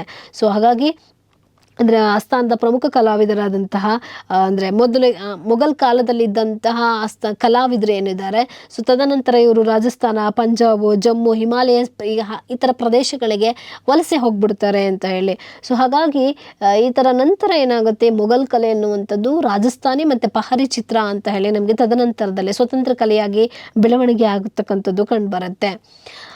ಎಸ್, ದ ನೆಕ್ಸ್ಟ್ ಒನ್ ಹಾಗಾದರೆ ಚಿತ್ರಕಲೆ ಬರುವಂಥದ್ದೇ. ಎಸ್, ಮೊನ್ನೆ ಬಂದಂಥ KS ಎಕ್ಸಾಮ್ನ 2024ರಲ್ಲಿ ಮೊಘಲ್ ಚಿತ್ರಕಲೆಗೆ ಸಂಬಂಧಪಟ್ಟಂತಹ ಪ್ರಶ್ನೆ ಆಗಿರುತ್ತೆ. ಸೊ ಈ ಪ್ರಶ್ನೆಗೆ ನಾವು ಇದಿಷ್ಟನ್ನು ಡೀಟೇಲಾಗಿ ಸ್ಟಡಿ ಮಾಡಿದಾಗ ಈಸಿಯಾಗಿ ಆನ್ಸರ್ ಮಾಡ್ಬೋದು ಅಂತ ಹೇಳಿ.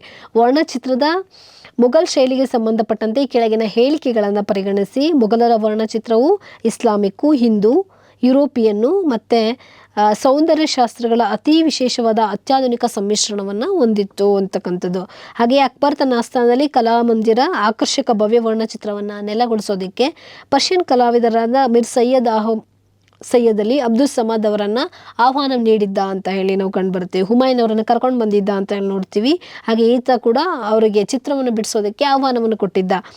ಹಾಗೆಯೇ ಚಿತ್ರಗಳಲ್ಲಿ ಲೇಪಿಸಲಾದ ಮರಕ್ಯಾಸ್ ವಿಶಿಷ್ಟವಾದ ವರ್ಣಚಿತ್ರಗಳು ಜಹಾಂಗೀರ್ನ ಕಾಲದಲ್ಲಿ ಜನಪ್ರಿಯ ಆಗಿದ್ವು.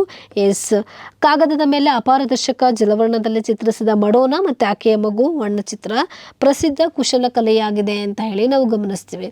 ಈ ರೀತಿ ಮುಘಲ್ ಚಿತ್ರಕಲೆ ಸೊ ಈ ರೀತಿಯಾದಂಥ ಲಕ್ಷಣಗಳನ್ನು ಇದನ್ನು ನಾವು introduction to Indian art part 2 ಏನಿದೆ ಆ ಭಾಗದಲ್ಲಿ ಈ ಪ್ರಶ್ನೆಯನ್ನು ತೆಗೆದುಕೊಂಡಿರುವಂಥದ್ದು ಗಮನಿಸ್ತೀವಿ. ಇದಕ್ಕೆಲ್ಲವೂ ಕೂಡ ಸರಿಯಾದ ಉತ್ತರ ಆಗಿರುತ್ತೆ. ಎಸ್, ಮೊಘಲರ ನಂತರದಲ್ಲಿ ಹಾಗಾದರೆ ಚಿತ್ರಕಲೆ ಯಾವ ರೀತಿಯಾಗಿ ಬೆಳವಣಿಗೆ ಆಯಿತು ಅಂತ ಹೇಳಿದ್ರೆ ಲೇಟರ್ ಮೊಘಲ್ಸ್ ಕಾಲದಲ್ಲಿ ಬಂದಾಗ ಸೊ ಬಹದ್ದೂರ್ ಶಾ ಜಾಫರ್ನ ಚಿತ್ರವನ್ನು ನಾವು ಈ ಚಿತ್ರದಲ್ಲಿ ಗಮನಿಸ್ಬೋದು. ಸೊ ತದನಂತರದಲ್ಲೂ ಕೂಡ ಚಿತ್ರಕಲೆ ಬೆಳವಣಿಗೆ ಅಂದರೆ ಲೇಟರ್ ಮೊಘಲ್ಸಲ್ಲೂ ಕೂಡ ಚಿತ್ರಕಲೆ ಇತ್ತು ಅಂತಕ್ಕಂಥದ್ದು ನಮ್ಗೆ ಗಮನಿಸ್ತೀವಿ. ಆದರೆ ನಾವು ಏನು ಅಕ್ಬರು ಮತ್ತು ಜಹಾಂಗೀರ್ನ ಕಾಲದಲ್ಲಿ ಆದಂಥ ಅಷ್ಟು ಪ್ರಮಾಣದಲ್ಲಿ ಕಂಡುಬರೋದಿಲ್ಲ. ಎಸ್, ಮೊಘಲರ ನಂತರದಲ್ಲಿ ಬರುವಂಥದ್ದು ರಜಪೂತರ ಚಿತ್ರಕಲೆ ಅಂತ ಹೇಳಿ. ಸೊ ಈ ರಜಪೂತ ಚಿತ್ರಕಲೆ ಏನಿದೆ, ಈ ರಜಪೂತ ಆಡಳಿತಗಾರರ ಆಸ್ಥಾನದಲ್ಲಿ ವಿಕಸನವಾದಂಥ ಒಂದು ಚಿತ್ರಕಲೆಯೇ ರಜಪೂತ ಚಿತ್ರಕಲೆ ಅಂತ ಹೇಳಿ ನಾವು ಇದನ್ನು ಕರಿತೀವಿ. ಎಸ್, ಇದನ್ನು ರಾಜಸ್ಥಾನಿ ಚಿತ್ರಕಲೆ ಅಂತ ಹೇಳಿ ಕೂಡ ಕರೆಯಲಾಗುತ್ತೆ. ಇದು ಈ ಕಲೆಯನ್ನು ನಾವು 16ನೇ ಶತಮಾನದಲ್ಲಿ ಉತ್ತರಾರ್ಧದಲ್ಲಿ ಈ ಚಿತ್ರಕಲೆಯನ್ನು ರಾಜಸ್ಥಾನಿ ಚಿತ್ರಕಲೆಯನ್ನು ನಾವು ಗಮನಿಸ್ತೀವಿ ಅಂತ ಹೇಳಿ.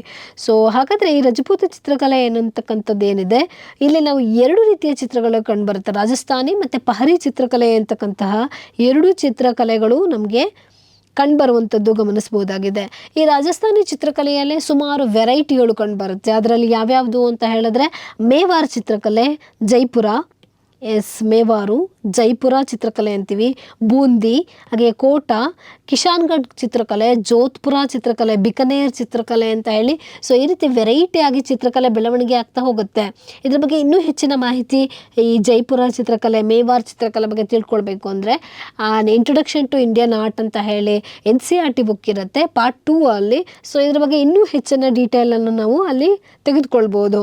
ಎಸ್, ಈ ರಾಜಸ್ಥಾನ ಚಿತ್ರಗಳಲ್ಲಿ ಇನ್ನೂ ವೈಶಿಷ್ಟ್ಯತೆಯೇ ಏನೇನು ಗಮನಿಸ್ತೀವಿ ಅಂತ ಹೇಳಿದ್ರೆ ರಾಗಮಾಲ, ಬಾರಮಾಸ, ರಾಮಾಯಣ, ಭಾಗವತ ಪುರಾಣ, ಈ ರಾಜರಾಣಿಯರ ಪ್ರೇಮ ಕಥೆಗಳನ್ನು ಈ ರೀತಿ ಹಲವಾರು ದೃಶ್ಯಗಳನ್ನು ನಾವು ಈ ರಜಪೂತ ಪೇಂಟಿಂಗ್ಸ್ಗಳಲ್ಲಿ ನಾವು ಗಮನಿಸ್ಬೋದು ಅಂತ ಹೇಳಿ.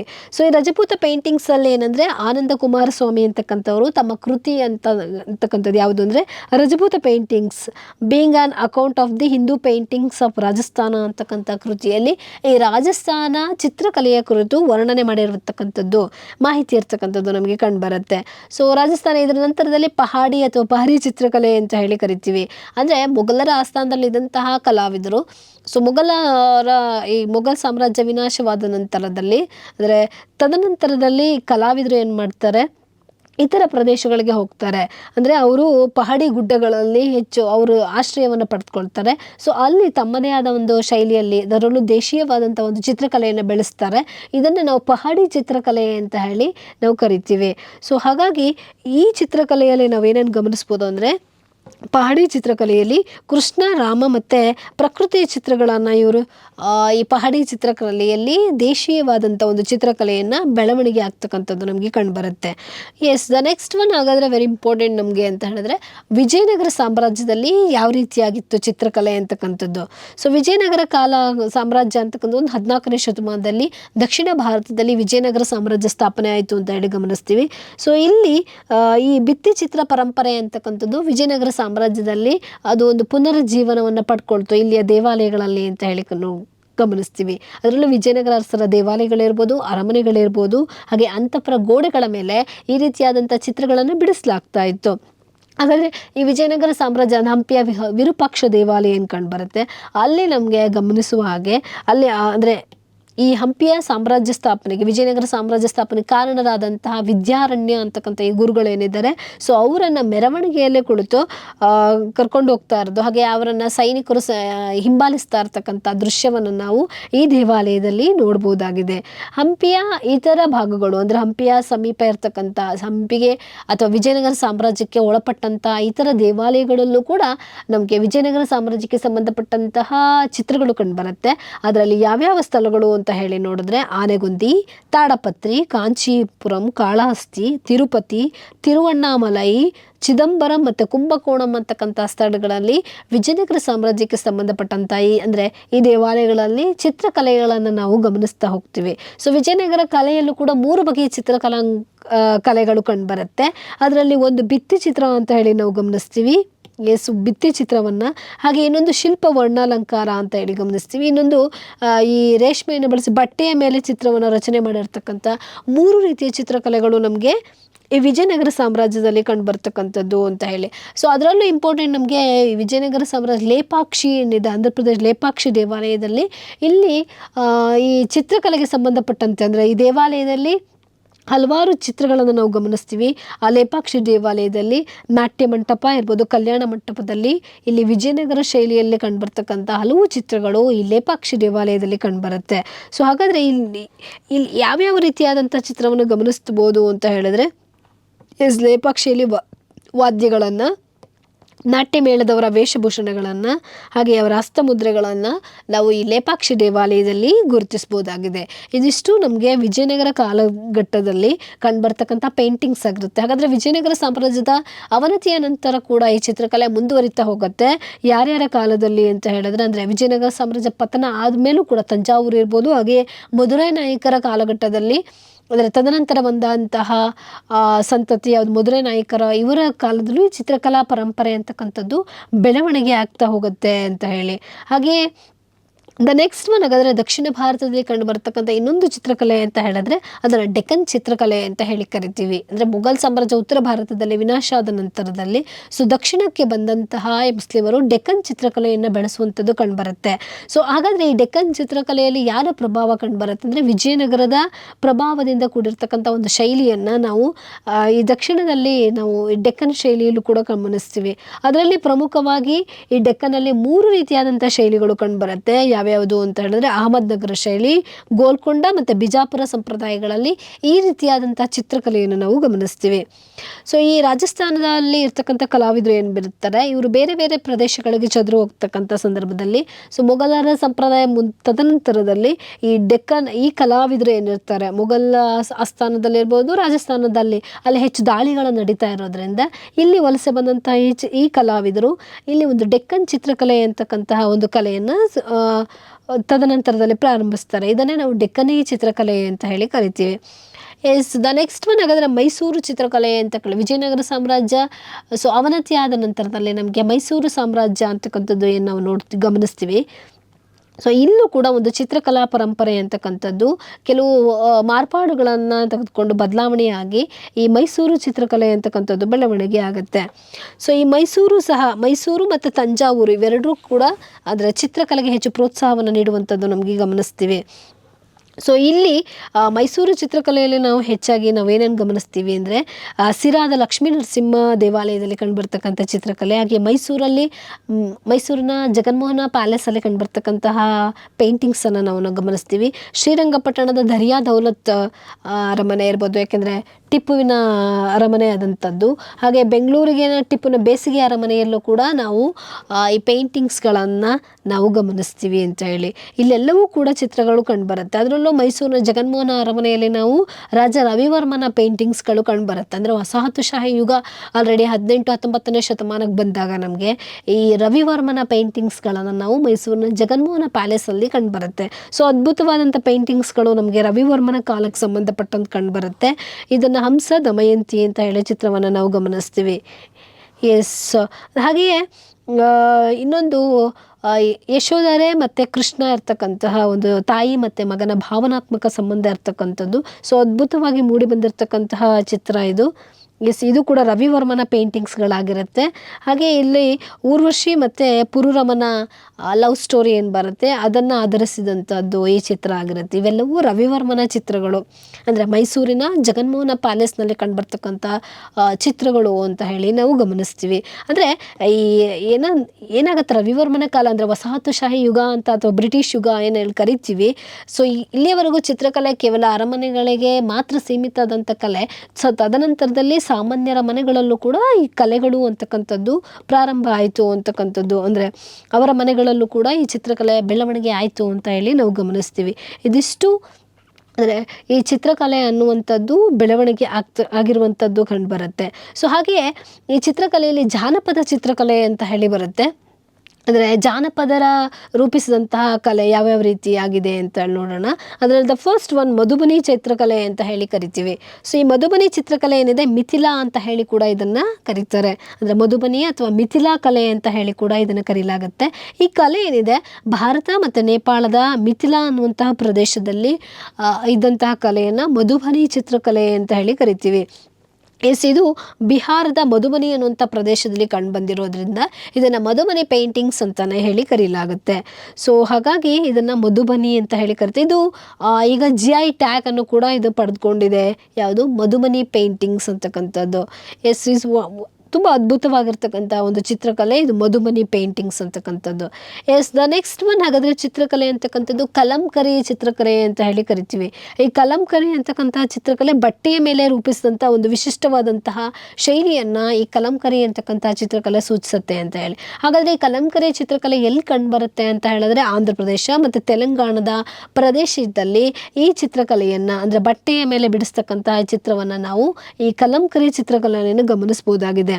ಹಾಗಾದರೆ ಇದರಲ್ಲಿ ಯಾವ್ಯಾವ ರೀತಿಯಾದಂತಹ ಥೀಮನ್ನು, ವಸ್ತು ವಿಷಯವನ್ನು ಈ ಕಲಂಕರಿ ಒಳಗೊಂಡಿರುತ್ತೆ ಅಂದರೆ ಮಹಾಭಾರತ, ರಾಮಾಯಣ ಹಾಗೆ ಭಾಗವತದಂತಹ ದೃಶ್ಯಗಳನ್ನು ಈ ಕಲಂಕರಿ ಚಿತ್ರಕಲೆಯಲ್ಲಿ ಬಿಡಿಸಿರ್ತಕ್ಕಂಥದ್ದು, ಅದರಲ್ಲೂ ಬಟ್ಟೆಯ ಮೇಲೆ ಬಿಡಿಸಿರ್ತಕ್ಕಂಥ ಚಿತ್ರವನ್ನು ನಾವು ಗಮನಿಸ್ತೀವಿ. ಹಾಗೆ ಕೆಲವು ಈ ಚಿತ್ರ ಅಂದರೆ ಈ ಕಲಂಕರಿ ಚಿತ್ರಕಲೆ ಏನಿದೆ ಇದನ್ನು ಸಾಮಾನ್ಯವಾಗಿ ದೇವಾಲಯಗಳಲ್ಲಿ ಇರ್ಬೋದು, ಅಲಂಕಾರಿಕ ಹಿನ್ನೆಲೆಯಲ್ಲಿ ದೇವತೆಗಳನ್ನು ಕಥೆಗಳನ್ನು ಹೇಳೋದಕ್ಕೆ ಈ ಚಿತ್ರಕಲೆಯನ್ನು ಅಂದರೆ ಕಲಂಕರಿ ಚಿತ್ರಕಲೆಯನ್ನು ಪ್ರದರ್ಶನ ಮಾಡಲಾಗುತ್ತೆ. ನೆಕ್ಸ್ಟ್ ಒನ್ ಬರ್ತಕ್ಕಂಥದ್ದು ವೆರಿ ಬ್ಯೂಟಿಫುಲ್ ಪೇಂಟಿಂಗ್ಸ್, ಇನ್ನೊಂದು ಕಾಂಗ್ರಾ ಚಿತ್ರಕಲೆ ಅಂತ ಹೇಳಿ ಕರಿತೀವಿ. ಈ ಕಾಂಗ್ರಾ ಚಿತ್ರಕಲೆ ಅಂತಕ್ಕಂಥದ್ದು 18ನೇ ಶತಮಾನದಲ್ಲಿ ಹಿಮಾಚಲ ಪ್ರದೇಶ ಏನಿದೆ ಇಲ್ಲಿ ಬೆಟ್ಟ ಗುಡ್ಡಗಳಲ್ಲಿ ಇಲ್ಲಿ ಹುಟ್ಕೊಂಡಂಥ ಒಂದು ಚಿತ್ರಕಲೆನೇ ಕಾಂಗ್ರಾ ಚಿತ್ರಕಲೆ ಅಂತ ಹೇಳಿ ಕರಿತೀವಿ. ಅಂದರೆ ನೈಸರ್ಗಿಕವಾಗಿ ಅಲ್ಲಿರ್ತಕ್ಕಂಥ ಗುಡ್ಡಗಳಲ್ಲಿ ಸುಂದರವಾದಂಥ ಪ್ರದೇಶದಲ್ಲಿ ಹುಟ್ಕೊಂಡಂಥ ಒಂದು ಚಿತ್ರಕಲೆ ಇದು. ಸೊ ಈ ಚಿತ್ರ ಕೂಡ 2012ರಲ್ಲಿ GI ಟ್ಯಾಗನ್ನು ಈ ಕಾಂಗ್ರಾ ಚಿತ್ರಕಲೆ ಪಡ್ಕೊಳ್ಳುತ್ತೆ. ಸೊ ಹಾಗಾದರೆ ಈ ಕಾಂಗ್ರಾ ಚಿತ್ರಕಲೆಯಲ್ಲಿ ಯಾವ್ಯಾವ ರೀತಿಯಾದಂತಹ ಮಿಶ್ರಣವನ್ನು, ಅಂದರೆ ಇದರ ಇನ್ಫ್ಲುಯೆನ್ಸ್ ಕಾಣ್ತೀವಿ ಅಂದರೆ ರಜಪೂತ, ಮುಘಲ್ಲು ಮತ್ತು ಪಂಜಾಬಿನ ಜಾನಪದ ಶೈಲಿಗಳ ಒಂದು ಮಿಶ್ರಣ ನಮಗೆ ಈ ಕಾಂಗ್ರಾ ಚಿತ್ರಕಲೆಯಲ್ಲಿ ಕಂಡುಬರುತ್ತೆ ಅಂತ ಹೇಳಿ. ಸೊ ಈ ಕಾಂಗ್ರಾ ಚಿತ್ರಕಲೆ ಹೆಚ್ಚಾಗಿ ಸ್ಫೂರ್ತಿ ಪಡೆದಂಥದ್ದೇ ಅಲ್ಲಿಯ ಬೆಟ್ಟಗುಡ್ಡಗಳಿಂದ ಅಂತ ಹೇಳಿ ಕಂಡುಬರುತ್ತೆ. ಸೊ ಅಲ್ಲಿ ಹೆಚ್ಚಾಗಿ ಶೃಂಗಾರ ಅಂತಕ್ಕಂಥದ್ದು ಈ ಕಾಂಗ್ರಾ ಚಿತ್ರಕಲೆಯ ಒಂದು ಮೇಯ್ನ್ ಥೀಮ್ ಆಗಿರುತ್ತೆ. ಈ ಕಾಂಗ್ರಾ ಚಿತ್ರಕಲೆಯಲ್ಲಿ ಈ ಕಾಂಗ್ರಾ ಚಿತ್ರಕಲೆಯಲ್ಲಿ ಯಾವ್ಯಾವ ರೀತಿ ಚಿತ್ರವನ್ನು ನೋಡ್ತೀವಿ ಅಂದರೆ ಶೃಂಗಾರ ರಸ, ಹಾಗೆ ರಾಧಾ ಮತ್ತು ಕೃಷ್ಣನ ಕಥೆಗಳನ್ನು ಹೇಳುವಂಥದ್ದು, ಪ್ರಕೃತಿ ಮತ್ತು ಸಸ್ಯದ ಚಿತ್ರಣ ಅಂತಕ್ಕಂಥದ್ದು ಈ ಕಾಂಗ್ರಾ ಚಿತ್ರಕಲೆಯಲ್ಲಿ ಕಂಡುಬರುತ್ತೆ. ದ ನೆಕ್ಸ್ಟ್ ಒನ್ ಹಾಗಾದರೆ ಕಂಡುಬರ್ತಕ್ಕಂಥದ್ದು ವರ್ಲಿ ಚಿತ್ರಕಲೆ ಅಂತಕ್ಕಂಥದ್ದು. ಇದು ಮಹಾರಾಷ್ಟ್ರದ ವರ್ಲಿ ಅಂತಕ್ಕಂತಹ ಬುಡಕಟ್ಟು ಜನಾಂಗದವರು ಬಿಡಿಸ್ತಕ್ಕಂತಹ ಒಂದು ಚಿತ್ರಕಲೆ ಆಗಿರುತ್ತೆ. ಈ ಚಿತ್ರಕಲೆಯಲ್ಲಿ ನಾವು ಒಂದು ರೀತಿ ಜಿಯೋಮೆಟ್ರಿಕಲ್ ಪ್ಯಾಟರ್ನ್ಸನ್ನು ನಾವು ನೋಡ್ತೀವಿ, ಅಂದರೆ ರೇಖಾಕೃತಿಗಳನ್ನು, ತ್ರಿಕೋನದ ರೇಖಾಕೃತಿಗಳನ್ನು ಈ ಕಲೆಯಲ್ಲಿ ನೋಡ್ತೀವಿ. ಸೊ ಈ ಚಿತ್ರಕಲೆಗೂ ಕೂಡ ಬೆಟ್ಟಗುಡ್ಡಗಳ ಸ್ಫೂರ್ತಿ ಅಂತ ಹೇಳಿ ನೋಡ್ತೀವಿ. ಅದರಲ್ಲೂ ಸಾಮಾನ್ಯವಾಗಿ ಪ್ರಾಕೃತಿಕವಾಗಿ ಆತ ಏನೇನು ಗಮನಿಸ್ತಾನೆ ಅದೇ ಪೇಂಟಿಂಗ್ಸ್ಗಳನ್ನು ಬಿಡಿಸಿರ್ತಕ್ಕಂಥದ್ದು ನಮಗೆ ಈ ವರ್ಲಿ ಚಿತ್ರಗಳಲ್ಲಿ ಕಂಡುಬರುತ್ತೆ. ಸಾಮಾನ್ಯವಾಗಿ ಇವರೆಲ್ಲ ಈ ವರ್ಲಿ ಅಂತಕ್ಕಂಥ ಬುಡಕಟ್ಟು ಜನಾಂಗದವ್ರು ಏನಿದ್ದಾರೆ ಇವರ ಉದ್ಯೋಗ ಕೂಡ ಕೃಷಿ ಆಗಿರೋದ್ರಿಂದ ಸೊ ಅದಕ್ಕೆ ಸಂಬಂಧಪಟ್ಟಂತಹ ಚಿತ್ರಗಳನ್ನು ನಾವು ಇಲ್ಲಿ ಗಮನಿಸಿರ್ತಕ್ಕಂಥದ್ದನ್ನು ನಾವು ಗಮನಿಸ್ತೀವಿ. ಈ ವರ್ಲಿ ಚಿತ್ರಕಲೆ ಅಂತಕ್ಕಂಥದ್ದು ಏನಿದೆ ಈ ಪೇಂಟಿಂಗನ್ನು ಯಾವುದ್ರ ಮೇಲೆ ಬಿಡಿಸ್ತಾರೆ ಅಂದರೆ ಮೊದಲಿಗೆ ಮಣ್ಣು ಮತ್ತು ಸಗಣಿಯನ್ನು ಅಂದರೆ ಸಾರಿಸ್ಬಿಟ್ಟು ಆಮೇಲೆ ಆ ಬಿದಿರಿನ ಗೋಡೆ ಏನಿದೆ ಆ ಗೋಡೆಯ ಮೇಲೆ ಇವರು ಬಿಳಿ ಅಕ್ಕಿಯ ಹಿಟ್ಟಿನಿಂದ ಈ ರೀತಿಯಾದ ಚಿತ್ರವನ್ನು ಬಿಡಿಸ್ತಾ ಇದ್ರು ಅಂತ ಹೇಳಿ ಇದನ್ನು ವರ್ಲಿ ಚಿತ್ರಕಲೆ ಅಂತ ಹೇಳಿ ಕರೀತಾರೆ. ಸೊ ಒಂದು ಅಂದರೆ ಹೆಚ್ಚಾಗಿ ಇವರು ಬಳಸ್ಕೊಂಡಿರ್ತಕ್ಕಂಥ ಬಣ್ಣ ಅಂತ ಹೇಳಿದ್ರೆ ಕೆಂಪು ಮತ್ತು ಬಿಳಿ ಬಣ್ಣವನ್ನು ಬಳಸ್ಕೊಂಡಿರುವಂಥದ್ದು ಮೇಯ್ನಾಗಿ ಕಂಡುಬರ್ತಕ್ಕಂಥದ್ದು ನಾವು ಕಂಡುಬರುತ್ತೆ. ಈ ವರ್ಲಿ ಚಿತ್ರಕಲೆ ಕೂಡ 2011ರಲ್ಲಿ GI ಟ್ಯಾಗನ್ನು ಪಡೆದುಕೊಂಡಿದೆ ಅಂತ ಹೇಳಿ ಗಮನಿಸ್ತೀವಿ. ಸೊ ಈ ವರ್ಲಿ ಚಿತ್ರಕಲೆಯನ್ನೇ ಹೋಲುವಂಥ ಇನ್ನೊಂದು ಚಿತ್ರಕಲೆ ಇದೆ, ಅಂದರೆ ಈ ಶಿವಮೊಗ್ಗ ಮತ್ತು ಉತ್ತರ ಕನ್ನಡದ ಭಾಗಗಳಲ್ಲಿ ಈ ಹಸೆ ಚಿತ್ರಕಲೆ ಅಂತ ಹೇಳಿ ಬಿಡಿಸ್ತಾರೆ. ಸೇಮ್ ವರ್ಲಿ ಕಲೆಯನ್ನೇ ಹೋಲುವಂಥ ಇನ್ನೊಂದು ಚಿತ್ರಕಲೆ ಹಸೆ ಚಿತ್ರಕಲೆ. ಈ ಭಾಗದಲ್ಲಿ ಅಂದರೆ ಶಿವಮೊಗ್ಗ ಮತ್ತು ಶಿವಮೊಗ್ಗದ ಮಲೆನಾಡು ಭಾಗ ಅದರಲ್ಲೂ ಕೆಲವು ಭಾಗಗಳು, ಅದರಲ್ಲೂ ಮಲೆನಾಡು ಭಾಗ ಮತ್ತು ಉತ್ತರ ಕನ್ನಡದ ಶಿರಸಿ, ಸಿದ್ದಾಪುರ, ಸಾಗರ, ಸೊ ಹಾಗೆಯೇ ಹೊಸನಗರ, ತೀರ್ಥಹಳ್ಳಿ ಈ ಭಾಗಗಳಲ್ಲಿ ಬಿಡಿಸ್ತಕ್ಕಂಥ ಒಂದು ಕಲೆ ಹಸಿ ಚಿತ್ರಕಲೆ ಅಂತೇಳಿ. ಸೊ ಇದನ್ನು ಯಾಕೆ ಇವರು ಬಿಡಿಸ್ತಾ ಇದ್ರು ಅಂದರೆ ತಮ್ಮ ಮನೆಯ ಶುಭ ಕಾರ್ಯಗಳಲ್ಲಿ, ಸಂತೋಷದ ಸಮಯದಲ್ಲಿ, ಸೊ ಅವರ ಮನೆಯ ಗೋಡೆಯ ಅಲಂಕಾರಕ್ಕಾಗಿ ಈ ರೀತಿ ಹಸಿ ಚಿತ್ರಕಲೆಯನ್ನು ಅವರು ಬಿಡಿಸ್ತಾ ಇದ್ರು. ಸೊ ಈ ಕಲೆ ಈಗಲೂ ಕೂಡ ಇದೆ, ಆದರೆ ಇವತ್ತಿನ ಅತ್ಯಾಧುನಿಕ ತಂತ್ರಜ್ಞಾನ, ನಾವೇನಿವತ್ತು ಹೈಲಿ ಡೆವಲಪ್ ಆಗ್ತಾ ಇದ್ದೀವಿ ಅಂತ ಹೇಳಿ ಈಗ ಸ್ವಲ್ಪ ಮಟ್ಟಿಗೆ ಇದರ ನಶಿಸ್ತಾ ಇರ್ತಕ್ಕಂಥದ್ದು ಗಮನಿಸ್ತೀವಿ, ಹಸೆ ಚಿತ್ರಕಲೆ ಅಂತಕ್ಕಂಥದ್ದು. ಆದರೂ ಕೂಡ ಇದು ಹೆಚ್ಚು ಪಾಪ್ಯುಲರ್ ಆಗಿದೆ ಇವತ್ತು, ಎಲ್ಲ ಕಡೆಗೂ ಕೂಡ ಈ ಚಿತ್ರಕಲೆ ಪಸರಿಸಿರ್ತಕ್ಕಂಥದ್ದು ಗಮನಿಸ್ತೀವಿ. ಹಾಗೆಯೇ ಈ ಚಿತ್ರಕಲೆ ಅಂತಕ್ಕಂಥದ್ದು ಇನ್ನೊಂದು, ಇಲ್ಲಿಯ ಜನ ತಮ್ಮ ಬುಟ್ಟಿಗಳಲ್ಲೂ ಕೂಡ ಈ ರೀತಿಯಾದ ಚಿತ್ರಗಳನ್ನು ಬಿಡಿಸ್ತಾರೆ. ಸಾಮಾನ್ಯವಾಗಿ ಈ ಚಿತ್ರಗಳು ವಿಷಯವನ್ನು ಒಳಗೊಂಡಿರ್ತಕ್ಕಂಥದ್ದು ಏನು ಅಂತ ಹೇಳಿದ್ರೆ, ಪ್ರಕೃತಿ, ಅವರು ಏನು ಅವರ ಮೇನ್ ಉದ್ಯೋಗವೇ ಕೃಷಿಯಾಗಿರೋದ್ರಿಂದ ಕೃಷಿಗೆ ಸಂಬಂಧಪಟ್ಟಂತಹ ಚಿತ್ರಗಳೇ, ಅಲ್ಲಿನ ನಾಟಿ ಮಾಡೋದಾಗಿರ್ಬೋದು ಅಥವಾ ಒಕ್ಕಲುತನ ಇರ್ಬೋದು ಅಥವಾ ಯಾವುದೋ ಒಂದು ಸಮಾರಂಭಗಳನ್ನು ಕುರಿತು ಇದ್ದಂಥದ್ದು ಈ ಚಿತ್ರಕಲೆಯಲ್ಲಿ ನಾವು ಗಮನಿಸ್ತೀವಿ ಅಂತೆ. ಸೊ ಈ ರೀತಿ ಚಿತ್ರಕಲೆ ಅಂತಕ್ಕಂಥದ್ದು ಇರ್ತಕ್ಕಂಥದ್ದು ಅಂದರೆ ಬೆಳವಣಿಗೆ ಆಗ್ತಕ್ಕಂಥದ್ದು ಗಮನಿಸ್ತೀವಿ. ಈ ವರ್ಲಿ ಚಿತ್ರಕಲೆ ಇರ್ಬೋದು, ಕಾಂಗ್ರಾ ಚಿತ್ರಕಲೆ ಇರ್ಬೋದು, ಇವೆಲ್ಲವೂ ಅಥವಾ ಮಧುಬಾನಿ ಇರ್ಬೋದು, ಕಲಂಕಾರಿ, ಇವೆಲ್ಲವೂ ಜಾನಪದ ಚಿತ್ರಕಲೆಗಳಾಗಿರುತ್ತವೆ. ಇವತ್ತಿಗೂ ಕೂಡ ಜಾನಪದರು ಈ ಚಿತ್ರಕಲೆಗಳನ್ನು ಬೆಳೆಸ್ಕೊಂಡು ಉಳಿಸ್ಕೊಂಡು ಬಂದಿದ್ದಾರೆ ಅಂತಕ್ಕಂಥದ್ದು ಸೊ ವಿಶೇಷವಾಗಿರ್ತಕ್ಕಂತಹ ಒಂದು ಚಿತ್ರಕಲೆ ಆಗಿರುತ್ತೆ. ಇದಿಷ್ಟು ಚಿತ್ರಕಲೆಯ ಕುರಿತ ಮಾಹಿತಿ ಆಗಿರುತ್ತೆ. ಇಲ್ಲಿಯವರೆಗೂ ಈ ಚಿತ್ರಕಲೆಯ ಕುರಿತು ನೀವು ಕೇಳಿದ್ದಕ್ಕೆ ಧನ್ಯವಾದಗಳು. ಮುಂದಿನ ತರಗತಿಯಲ್ಲಿ ಇನ್ನೊಂದು ವಿಷಯದ ಕುರಿತು ಚರ್ಚಿಸೋಣ. Okay, thank you.